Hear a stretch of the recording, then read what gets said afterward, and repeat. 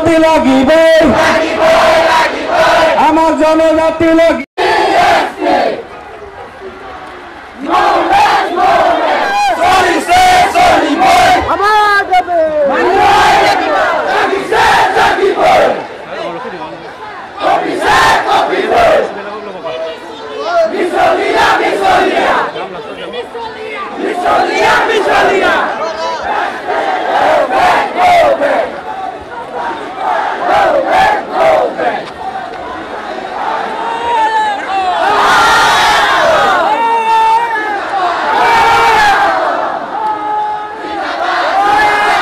জনগোষ্ঠী জনজাতিকৰণৰ দাবীত এইদৰে হাজাৰ হাজাৰ লোক ওলাই অহা পৰিলক্ষিত হৈছে আৰু এইখিনি মুহূৰ্তত মই পৰিৱেশটো দেখাইছোঁ এনেদৰে তিনিচুকীয়া চহৰ কঁপাবলৈ সাজু হৈছে জোৰ সমদৰে এনেদৰে হাজাৰ হাজাৰ লোক ওলাই অহা পৰিলক্ষিত হৈছে তিনিচুকীয়া যি আইটিয়া খেলপথাৰ এই আইটিয়া খেলপথাৰৰ পৰা জনজাতিকৰণৰ দাবীত এইদৰে লোক অহা পৰিলক্ষিত হৈছে আৰু মই কেমেৰা পাৰ্চনৰ জৰিয়তে এই পৰিৱেশটো দেখাই ল'ব বিচাৰিছোঁ আৰু এটা কথা ক'ব লাগিব যে এইখিনি মুহূৰ্তত ইয়াৰ পৰিৱেশটো দেখাইছোঁ এনেদৰে হাজাৰ হাজাৰ প্ৰতিবাদকাৰী তিনিচুকীয়া আইটিয়া খেলপথাৰৰ পৰা তেওঁলোকে চহৰৰ দিশে আগবাঢ়িছে তেওঁলোকৰ মূলতে দাবী চৰকাৰ বিৰোধী শ্লোগান দেখিবলৈ পোৱা গৈছে তেওঁলোকে কৈছে যে জনজাতিকৰণৰ আৰু এইখিনি মুহূৰ্তত পৰিৱেশটো দেখাইছোঁ কেমেৰা পাৰ্চনৰ জৰিয়তে আৰু প্ৰথমতে মই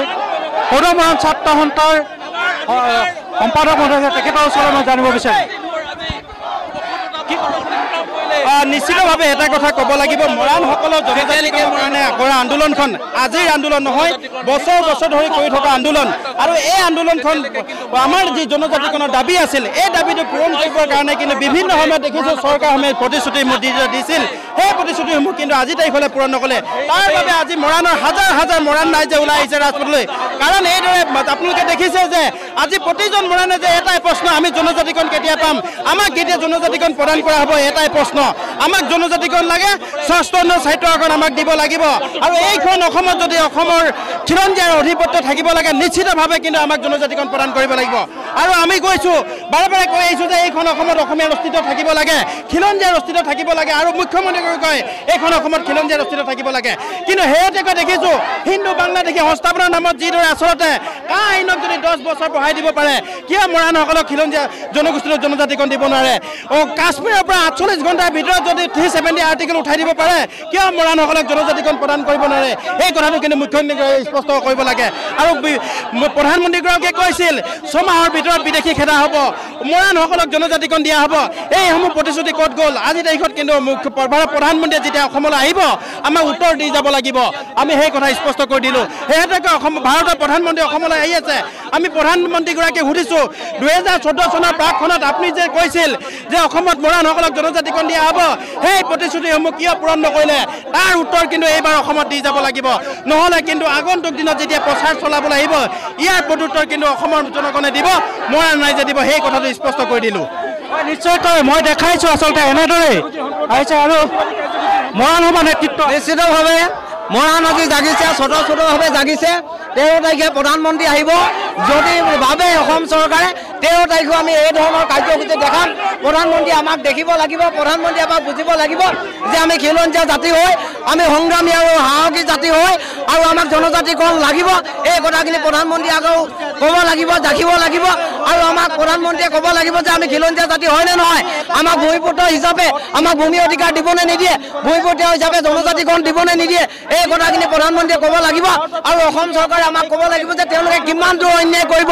আমাক অন্যায় কৰা হৈছে আমাক বঞ্চনা কৰা হৈছে এই অন্যায় আৰু এই বঞ্চনা তেওঁলোকে আমাক কিমান দিন কৰিব আৰু এইটো আমি কেতিয়াও ক্ষান্ত নহওঁ যিদিনাখনলৈকে জনজাতিকৰণ নাপাওঁ যিদিনাখনলৈকে সাহিত্যকৰণ নাপাওঁ সেইদিনাখনলৈকে আমি ক্ষান্ত নাথাকোঁ স্বতঃস্ফূৰ্তভাৱে ৰাইজে জাগিছে আৰু আমি এতিয়া প্ৰকৃত সংগ্ৰামী আৰু সাহসী জাতি অসম চৰকাৰে যদি ভাবিছে আমাৰ আন্দোলনক তেওঁলোকে মুখিমুখ কৰিব পাৰিম তেতিয়াহ'লে এইটো মূৰ্খৰ জগত বাস কৰিছে যিদিনাখনলৈকে নাপাওঁ সেইদিনাখনলৈকে মৰাণ জাতিয়ে জাগিছে তেজ দিম কিন্তু জনজাতিকৰণ লাগিব আমি আত্মবলিদান দিম কিন্তু জনজাতিকৰণ লাগিব আমাৰ সংগ্ৰামী ইতিহাসটো তেওঁলোকে পুনৰবাৰ দেখিব লাগিব হয় নিশ্চয়কৈ আচলতে এনেদৰে মই কৈছোঁৱে যে তিনিচুকীয়া চহৰত হাজাৰ হাজাৰ হাজাৰ হাজাৰ এনেদৰে মৰাণ জনগোষ্ঠীৰ ঔদ্যোগিক অঞ্চলৰ পৰা বিভিন্ন অঞ্চলৰ পৰা ওলাই আহি তেওঁলোকে প্ৰতিবাদ সাব্যস্ত কৰিছে তেওঁলোকে কৈছে যে তেওঁলোকৰ যি অধিকাৰ এই অধিকাৰ তেওঁলোকক লাগিব অতি শীঘ্ৰেই জনজাতিকৰণ প্ৰদান কৰিব লাগিব এইখন চৰকাৰে হাজাৰ হাজাৰ লোক এইদৰে ওলাই অহা পৰিলক্ষিত হৈছে কেমেৰা পাৰ্চনৰ জৰিয়তে ইয়াৰ পৰিৱেশটো মই দেখাই ল'ব বিচাৰিছোঁ আৰু তিনিচুকীয়া চহৰৰ দিশে আগবাঢ়িছে তিনিচুকীয়া যি আইটিয়া খেলপথাৰ এই আইটিয়া খেলপথাৰৰ পৰা তিনিচুকীয়া চহৰলৈ এক বৃহৎ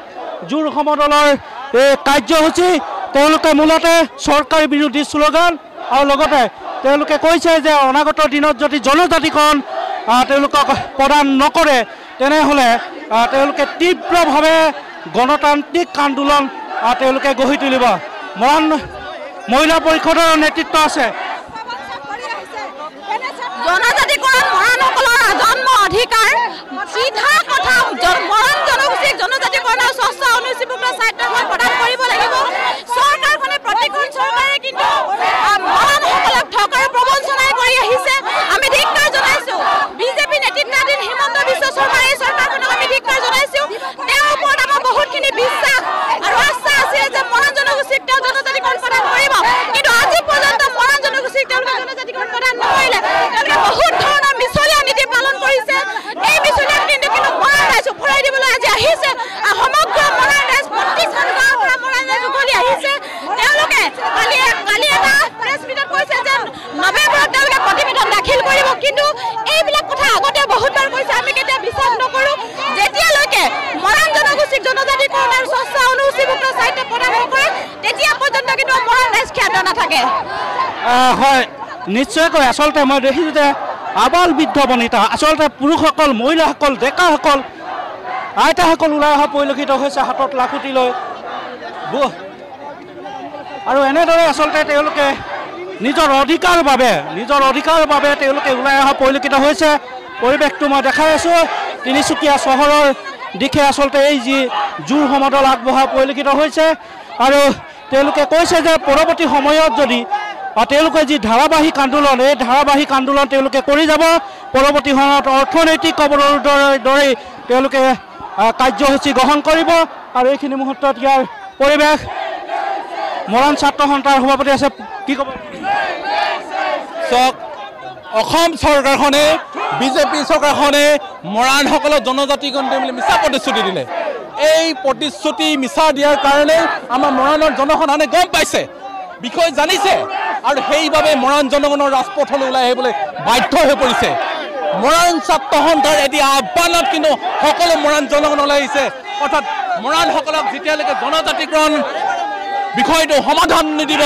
মৰাণসকলক যেতিয়ালৈকে ভূমি অধিকাৰ নিদিব তেতিয়ালৈকে কিন্তু মৰাণ জনগণক কেতিয়াও ক্ষান্ত নহয় আমি কৈছোঁ চৰকাৰক আমাৰ অধিকাৰ আমাক ঘূৰাই দিয়ক আমি থলগুৰি ভূপুত্ৰ মৰাণসকল বড়ো কছাৰীথলৰ অন্যতম জনগোষ্ঠী বাকীসকলক যদি জনজাতিকৰণ দিব পাৰিছে আমাক কিয় নোৱাৰিব আমাৰ বৈশিষ্ট্য আটাইকেইটা থকা স্বত্বেও আপোনালোকে কিন্তু আমাক কিয় বঞ্চিত কৰিছে এই কথাটো বুজি পোৱা নাই কৈছোঁ সেইবাবে চৰকাৰক আমি স্পষ্টভাৱে কৈছোঁ আপোনালোকে জনজাতিকৰণ দিব নিদিয়ে স্পষ্ট কৰক অন্যথাই কিন্তু মৰাণ জনগণৰ ক্ষান্ত নহয় আজি এই জোৰ সমদল কাৰ্যসূচীৰ যোগেদি কৈছোঁ ইয়াৰ পাছতো আপোনালোকে যদি আমাৰ কথা নুশুনে পৰৱৰ্তী পিছত মৰাণসকলে কিন্তু অৰ্থনৈতিক অৱৰোধ হ'ব তাৰ যোগেদি মৰাণসকলৰ এৰিয়াবিলাকত যি সম্পদ আছে সম্পদ নি আছে সেই সম্পদ বন্ধ কৰি দিবলৈ মৰাণ জনগণে কুণ্ঠবোধ নকৰিব হয় নিশ্চয়কৈ মই দেখাইছোঁ কেমেৰা পাৰ্চনৰ জৰিয়তে ইয়াৰ পৰিৱেশটো দেখাইছোঁ আচলতে এনেদৰে হাজাৰ হাজাৰ লোক ইতিমধ্যে পৰিলক্ষিত হৈছে আৰু এইখিনি মুহূৰ্তত মোৰ কেমেৰা পাৰ্চনৰ পৰিৱেশটো দেখাই আছে যদি অনাগত দিনত তেওঁলোকৰ যি দাবী এই দাবীৰ প্ৰতি চৰকাৰে সঁহাৰি নজনায় বা জনজাতিকৰণ মৰাণ জনজাতিক অনুসূচিতকৰণ আৰু স্বচ্ছ অনুসূচীভুক্ত স্বায়ত্তশাসনৰ প্ৰদান নকৰে তেন্তে হয়তো অনাগত দিনত তীব্ৰ গণতান্ত্ৰিক আন্দোলন তেওঁলোকে গঢ়ি তুলিব হাজাৰ হাজাৰ প্ৰতিবাদকাৰীয়ে ইতিমধ্যে তিনিচুকীয়া চহৰৰ দিশে আগবাঢ়িছে আৰু তিনিচুকীয়া চহৰ হৈ তেওঁলোকে চৰকাৰৰ বিৰুদ্ধে শ্লোগান দিব